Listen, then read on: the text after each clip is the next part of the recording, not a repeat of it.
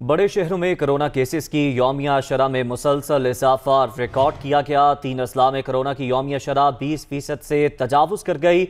8 अजला में कोरोना की यौमिया शरह 5, 6 में 10% से जायद है। ज़राए ऐसा बता रहे हैं। रावलपिंडी में कोरोना की यौमिया बुलंद तरीन 27.24% शरह रिकॉर्ड की गई है। इसी हवाले से तफसीलात जानेंगे इस्मा शौकत से। इस्मा, कहिएगा कि इन इलाकों को हसास करार दिया गया है और कहाँ केसेस सबसे ज्यादा बताए जा रहे हैं?